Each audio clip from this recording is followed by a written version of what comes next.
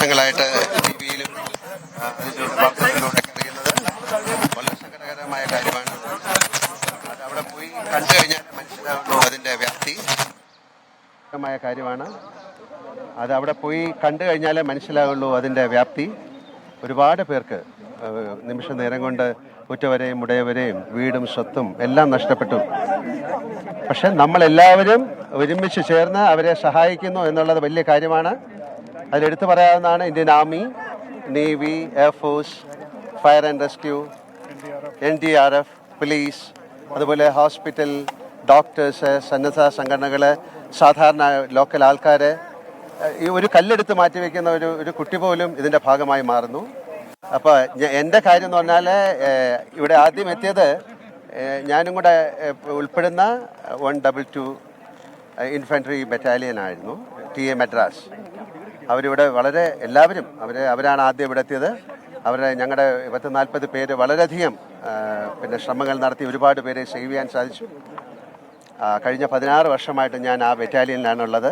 അപ്പം ഞാൻ അവരുമായിട്ട് ഒരുപാട് പരിചയവും ഒരുപാട് സ്നേഹവും ഒരുപാട് ഇൻട്രാക്ഷൻസും ഉള്ള ഒരാളാണ്. തീർച്ചയായിട്ടും അവർക്ക് മാത്രമല്ല, ഇവിടെ വന്നിരിക്കുന്ന വേറെ പല യൂണിറ്റുകളുമുണ്ട്. അവർക്കൊക്കെ ഒരു പ്രചോദനമാകാൻ, അവർക്കൊക്കെ ഒരു നന്ദി പറയാൻ, മനസ്സുകൊണ്ട് അവരെ നമസ്കരിക്കാനായിട്ടാണ് ഞാൻ വന്നിരിക്കുന്നത്. തീർച്ചയായിട്ടും നമുക്കെല്ലാവർക്കും ചേർന്ന് ഇതിനെതിരെ വളരെ ശക്തമായിട്ട് നീങ്ങണം. ഇത്തരം പ്രകൃതി ദുരന്തങ്ങൾ ഉണ്ടാകാതിരിക്കാൻ നമുക്കെല്ലാവർക്കും ചേർന്ന് ഒരു തീരുമാനമെടുക്കണം. ഒരിക്കൽ കൂടി ഇതിൻ്റെ പുറകിൽ പ്രവർത്തിച്ച എല്ലാവർക്കും. ഇപ്പോൾ ഈ ബ്രിഡ്ജ് ഉണ്ടാക്കിയത് തന്നെ ഒരു വലിയ അത്ഭുതമാണ്. ഈ ബ്രിഡ്ജില്ലായിരുന്നെങ്കിൽ ആർക്കും മുകളിലേക്കോ താഴേക്കോ പോകാൻ പറ്റില്ല. അപ്പോൾ അതൊക്കെ ഏറ്റവും പെട്ടെന്ന് ഒരു ഈശ്വരൻ്റെ സഹായം കൂടെ ഇതിൻ്റെ പുറകിലുണ്ടെന്ന് വിചാരിക്കാം. ഒരുപാട് പേരെ ഇനിയും കണ്ടെത്തേണ്ടതുണ്ട്. നമുക്ക് പ്രതീക്ഷിക്കാം അവരെ കണ്ടെത്താൻ സാധിക്കട്ടെ എന്ന്. അതിലുപരി എനിക്ക് പറയാനുള്ളത്, ഞാനുമായിട്ട് അസോസിയേറ്റ് ചെയ്യുന്ന ഞങ്ങളുടെ ഒരു ഫൗണ്ടേഷനുണ്ട്, വിശ്വശാന്തി ഫൗണ്ടേഷനാണ്. ഞാനത് ഇവിടുത്തെ പുനരധിവാസത്തിന് അല്ലെങ്കിൽ റീഹാബിലിറ്റേഷന് വേണ്ടിയിട്ട് ഇപ്പം നമ്മളൊരു 3 കോടി രൂപയാണ് കൊടുക്കാൻ തയ്യാറാകുന്നത്. തീർച്ചയായിട്ടും അത് കഴിഞ്ഞിട്ട് അതിൻ്റെ സ്ഥിതിഗതികൾ നിരീക്ഷിച്ചതിന് ശേഷം വീണ്ടും ഇവർക്ക് എന്തെങ്കിലും പണത്തിൻ്റെ കാര്യങ്ങൾ ആവശ്യമുണ്ടെങ്കിൽ വിശ്വശാന്തി ഫൗണ്ടേഷൻ വീണ്ടും പണം കൊടുക്കുന്നതാണ്. അപ്പോൾ നമ്മളൊരു 3 കോടി രൂപയുടെ ഒരു പ്രോജക്റ്റ്, പുനരുദ്ധാരണ പ്രോജക്റ്റിന് ഞങ്ങളിപ്പം അനൗൺസ് ചെയ്യാണ്, ഞങ്ങൾ ഇവിടെ വെച്ച് ചെയ്യാൻ. ഇതിലൊരു കമ്പൈൻഡ് എഫേർട്ട് ഉണ്ടായിരുന്നു. ആർമി എല്ലാ ആൾക്കാരും, അത് കേരള പോലീസിന്റെ SOG ആയിരുന്നു ആദ്യം അവിടെ എത്തിയത്. ആ ഒരു എഫേർട്ടിന് എങ്ങനെയാണ് അങ്ങ് സൈന്യത്തിന്റെ ഭാഗം? അതാണ് നമ്മുടെ ആർമിയിൽ എല്ലാവരെയും. ഇതിൽ നമുക്ക് അത് ഒരാളെ എങ്ങനെ നന്ദി പറയേണ്ടതെന്ന് അറിയില്ല.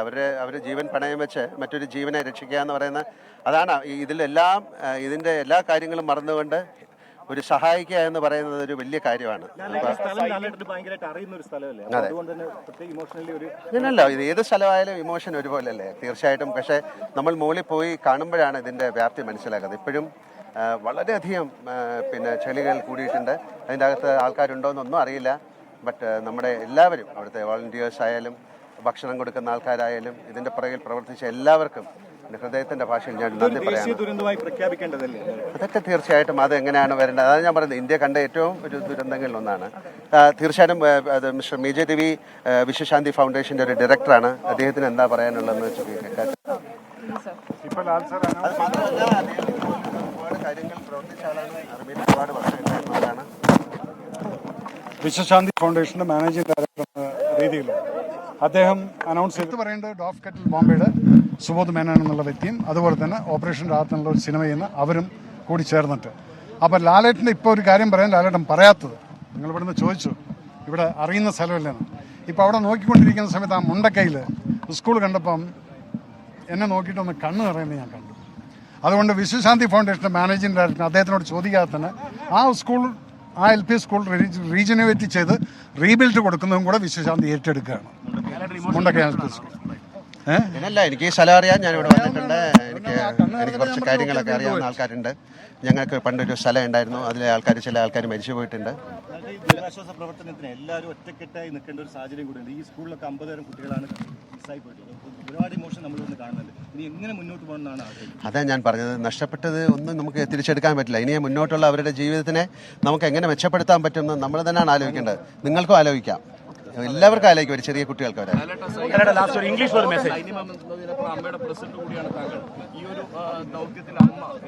തീർച്ചയായിട്ടും അത് നമുക്ക് വേറൊരു കാര്യമല്ല. ആദ്യം അവരെല്ലാവരും തീരുമാനിക്കും. സൈന്യം പറഞ്ഞത് സംസ്ഥാന സർക്കാർ ആവശ്യപ്പെടുന്നത്രയും കാലം രക്ഷാപ്രവർത്തനത്തിലും ഈ അത് നമുക്ക് വേറൊരു കാര്യമല്ലോ. ആദ്യം അവരെല്ലാവരും തീരുമാനിക്കും. ഇപ്പൊ സൈന്യം പറഞ്ഞത് സംസ്ഥാന സർക്കാർ ആവശ്യപ്പെടുന്നത്രയും കാലം രക്ഷാപ്രവർത്തനത്തിനും ഈ പുനരധിവാസത്തിനും ഉണ്ടാവുന്നതാണ്. അപ്പോൾ അങ്ങനെ കുറച്ചു കാലം തുടരേണ്ടതല്ലേ? അതായത് തീർച്ചയായിട്ടും അതിന്റെ ഒരു സമയമുണ്ടല്ലോ. അപ്പൊ ആ സമയത്ത് അതുവരെ അവരുണ്ടാകാൻ സാധ്യതയുണ്ട്. അതിനെക്കുറിച്ച് ഇപ്പൊ എനിക്ക് പെട്ടെന്ന് പറയാനില്ല.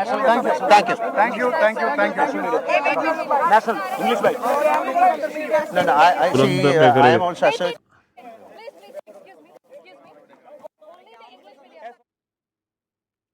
ദുരന്ത മേഖല സന്ദർശനത്തിന് ശേഷം നടൻ മോഹൻലാൽ മാധ്യമങ്ങളോട് സംസാരിക്കുകയായിരുന്നു. അദ്ദേഹത്തിൻ്റെ വിശ്വശാന്തി ഫൗണ്ടേഷൻ, അവരുമായി സഹകരിക്കുന്ന വിശ്വശാന്തി ഫൗണ്ടേഷൻ 3 കോടി രൂപ അതിൻ്റെ ആ മേഖലയുടെ പുനരുദ്ധാരണത്തിനും പുനരുജ്ജീവനത്തിനുമായി നൽകും എന്ന് മോഹൻലാൽ പ്രഖ്യാപിക്കുന്നു.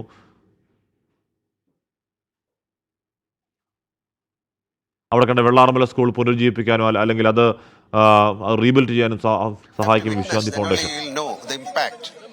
It is unbelievable. The kind of people suffering. This is not a flood actually. This is something else. And why I am here, I am also associated with the 122 Infantry Battalion, TA Madras, the TA Battalion. I am also in that. So our boys are also working. Not only our boys, a lot of other like from the Air Force, Navy, NDRF.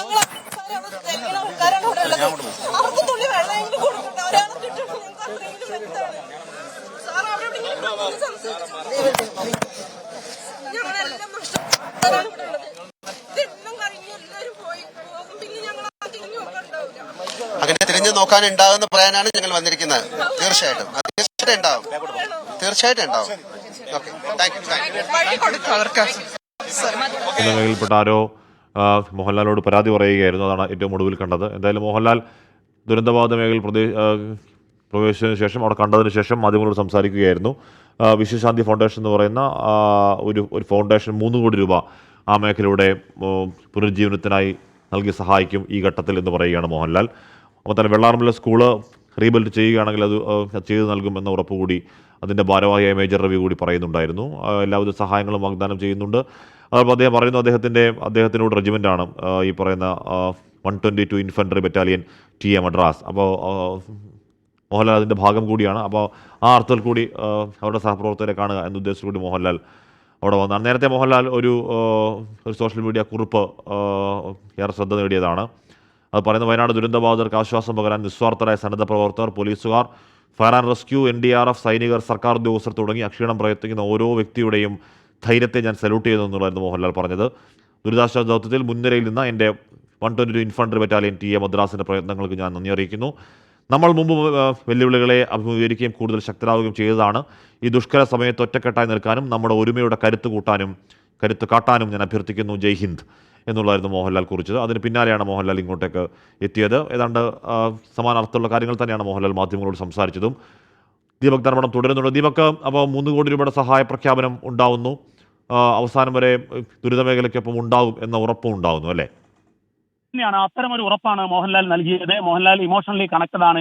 ഈ പ്രദേശത്ത് ഒരു സ്ഥലമുണ്ടായിരുന്നു, അവിടുത്തെ school പുനർനിർമ്മിക്കൽ. അതായത് നമുക്കറിയാം, ഈ മുണ്ടക്കൈ ഭാഗത്തെ ഒരു school പൂർണ്ണമായും ഒലിച്ചുപോയി. ആ സ്കൂൾ പുനർനിർമ്മിക്കുക എന്ന ദൗത്യം ഏറ്റെടുക്കും. വിശ്വശാന്തി ഫൗണ്ടേഷൻ 3 കോടി രൂപ നൽകും. ഇതുകൂടാതെ മോഹൻലാലിന്റെ വ്യക്തിപരമായ സഹായമുണ്ട്.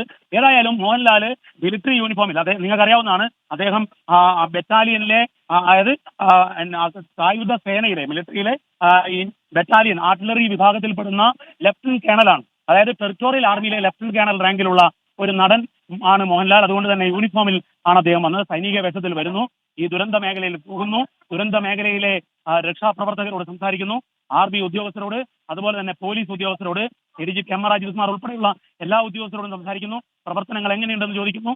സൈന്യത്തിന് ആത്മവിശ്വാസം പകരുന്നു, രക്ഷാപ്രവർത്തകർക്ക് ആത്മവിശ്വാസം പകരുന്നു. അതിനുശേഷം അദ്ദേഹം മാധ്യമങ്ങളെ കണ്ടു പറഞ്ഞതും ചേർത്ത് പിടിക്കണം, രാജ്യം കണ്ടിട്ടുള്ളതിൽ ഏറ്റവും വലിയ ദുരന്തമാണ്, അതുകൊണ്ട് എല്ലാവരും ചേർന്ന് കൈകോർക്കണം. വിശ്വശാന്തി ഫൗണ്ടേഷനും മോഹൻലാലും സഹായവുമായി ഉണ്ടാകും. ഇതിൽ രക്ഷാപ്രവർത്തനം നടത്തുന്നവരെ അഭിവാദ്യം ചെയ്യുന്നതായും മോഹൻലാൽ പറയുകയുണ്ടായി. ദീപക് ധർമ്മടമാണ് വിവരങ്ങൾ നൽകുന്നത്. മോഹൻലാൽ നേരത്തെ ബെയിലി പാലത്തിൽ നിന്നാണ്, ആ പാലത്തെക്കുറിച്ച് മോഹൻലാൽ പറഞ്ഞു, അത് ദൈവത്തിൻ്റെ കരുണയും അനുഗ്രഹം കൂടി ഉണ്ട് ആ പാലത്തിൻ്റെ നിർമ്മാണത്തിൻ്റെ പിന്നിൽ എന്ന് പറയുകയായിരുന്നു മോഹൻലാൽ. അതിനുശേഷമാണ് ഈ ദുരന്തത്തിനൊപ്പമുണ്ട്, അല്ലെങ്കിൽ ദുരന്തത്തിൻ്റെ ഇരകൾക്കൊപ്പമുണ്ട് എന്ന് മോഹൻലാൽ ഉറപ്പ് നൽകിയത്. വിശ്വശാന്തി ഫൗണ്ടേഷൻ്റെ കാര്യവും 3 കോടി രൂപയുടെ പ്രഖ്യാപനമൊക്കെ പ്രേക്ഷകർ നേരിട്ട് കേട്ട കാര്യവുമാണ്. എന്തായാലും ഈ സന്ദർശനം ദുരന്തമാർക്ക് അത് കഴിഞ്ഞ് ദീപക് ഉണ്ടെങ്കിൽ അത് കഴിഞ്ഞ് ഒരു സ്ത്രീയുടെ കണ്ണീർ, ഒരു സങ്കടവും ഒരു വിലാപം പോലെ ശബ്ദം കേട്ടിരുന്നു. അതിനെ മോഹൻലാൽ ആശ്വസിപ്പിക്കുന്നതെന്ന് കണ്ടു. അതെന്തായിരുന്നു സംഭവിച്ചത് ദീപക്?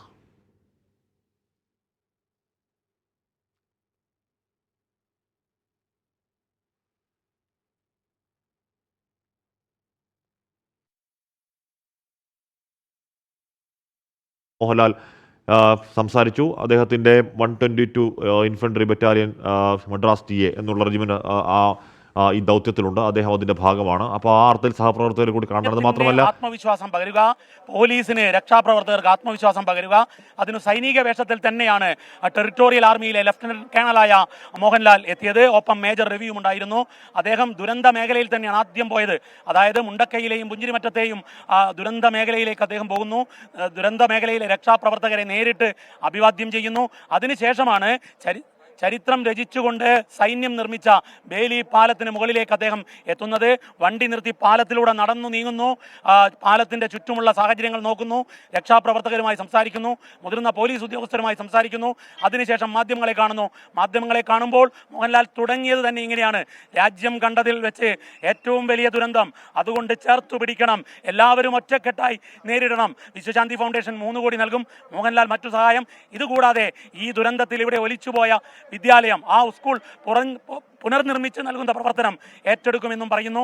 ഏതായാലും സൈന്യത്തിന്, ജനങ്ങൾക്ക്, വിക്ടിംസിന്, ഇതിൻ്റെ ഇരകൾക്ക് ആത്മവിശ്വാസം പകരുന്നതായിരുന്നു മോഹൻലാലിൻ്റെ സന്ദർശനമെന്ന് അടിവരയിട്ട് ഉറപ്പിച്ചു പറയാൻ സാധിക്കും. ഹാഷ്മി, ദീപക്, അത് കഴിഞ്ഞ് മാധ്യമങ്ങളോട് സംസാരിച്ച് കഴിയുമ്പോൾ മോഹൻലാലിനോട് ഒരു സ്ത്രീ ഒരു വിലാപ ശബ്ദത്തിൽ എന്തോ പറയുന്നുണ്ടായിരുന്നു. മോഹൻലാൽ അതിന് മറുപടിയും പറയുന്നുണ്ടായിരുന്നു, ആശ്വസിപ്പിക്കുന്നുണ്ടായിരുന്നു. അതെന്തായിരുന്നു ദീപക്?